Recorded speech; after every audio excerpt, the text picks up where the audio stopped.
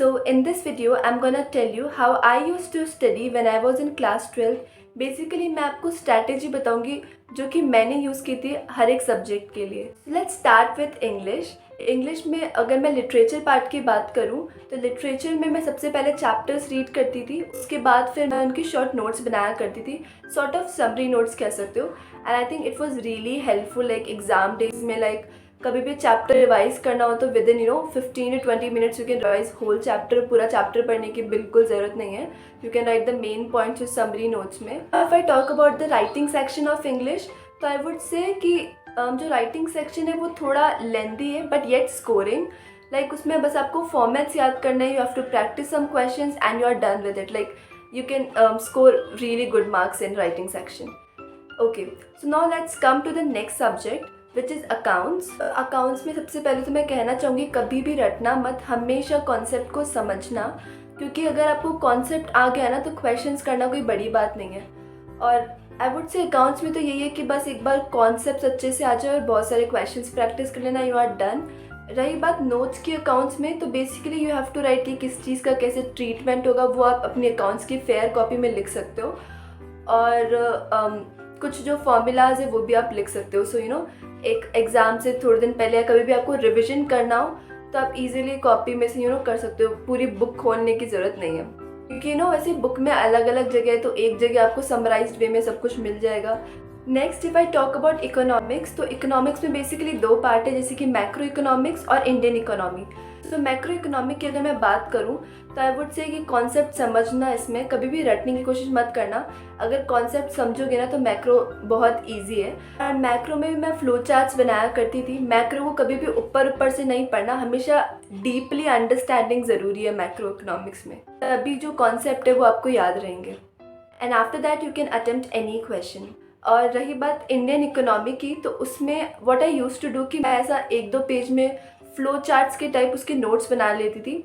Like एक topic लिखा, फिर उसके पॉइंट्स क्या है ऐसे, and it would be easier for me कि मैं पूरा चैप्टर जल्दी जल्दी रिवाइज कर पाती थी. अगर इंडियन इकोनॉमी आपको थोड़ी सी बोरिंग टाइप लगती है तो कलरफुल पेन से आप थोड़ा नोट्स बना सकते हो. आई थिंक 1 या 2 पेज में पूरे चैप्टर के नोट्स बन जाते थे एंड बहुत ईजी होता है. एक बार बस देखना होता है. I think it's sufficient. Indian economy में तो यही कहूँगी कि जो पॉइंट्स हैं वो तो बुक के रहेंगे, बाकी जो कंटेंट है अगर आपने 2-3 बार अच्छे से चैप्टर को पढ़ रखा है तब इजीली वो कंटेंट लिख सकते हो. तो इस वे में जब मैं पढ़ती थी तो मुझे इकोनॉमिक्स बिल्कुल भी डिफ़िकल्ट नहीं लगी. Talk about now BST. तो BST में याद करने में बहुत प्रॉब्लम होती है. तो BST में क्या कर सकते हो, like what my school teacher suggest us कि उन्होंने एक्रोनिम्स बनाए थे हर एक टॉपिक के. तो जो पॉइंट्स होते थे उनके एक्रोनिम्स बनाए थे, तो उस एक्रोनिम से वो सारे पॉइंट्स याद रहते थे एंड एक भी पॉइंट छूटता नहीं था. फिर तो हम सारे पॉइंट्स लिख पाते थे उस तरीके से. बाकी जो you have to learn the points एंड जो उसके अंदर के जो कीवर्ड्स हैं, मतलब जो कंटेंट के अंदर जो कीवर्ड्स हैं बस वो लर्न करना है. And if you talk about notes in BST तो एज सच मैंने BST में कोई नोट्स नहीं बनाए थे. I used to study from refresher only. बाकी हाँ वो है कि मैंने एक पेज पे चैप्टर के जो भी एक्रोनिम्स थे वो मैंने लिख लिए थे. So at last moment I used to revise them.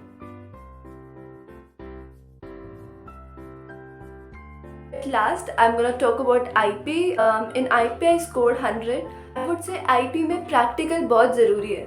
अगर आप बिना ऐसे से बुक को पढ़ते रहोगे तो मतलब वो बोरिंग भी लगेगी और ऊपर से कॉन्सेप्ट भी इतने क्लियर नहीं होंगे.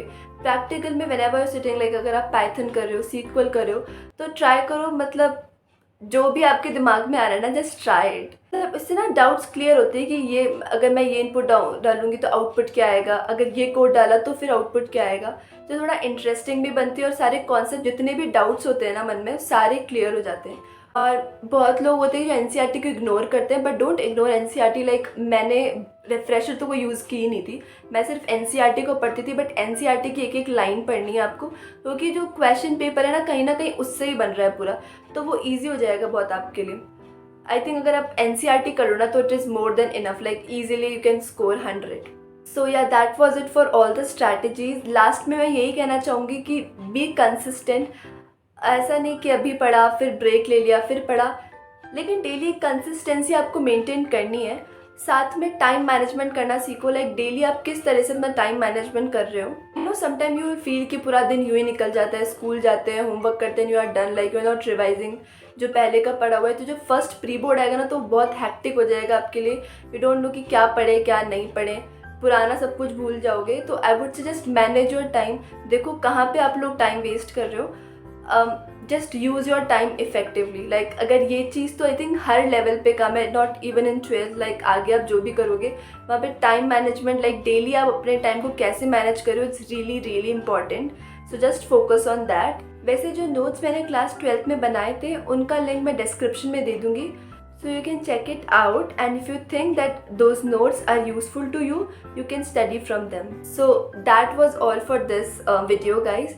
Still, if you have any doubt, you can ask me in the comments. Thanks for watching guys. Let's meet in the next study vlog. Till then, bye.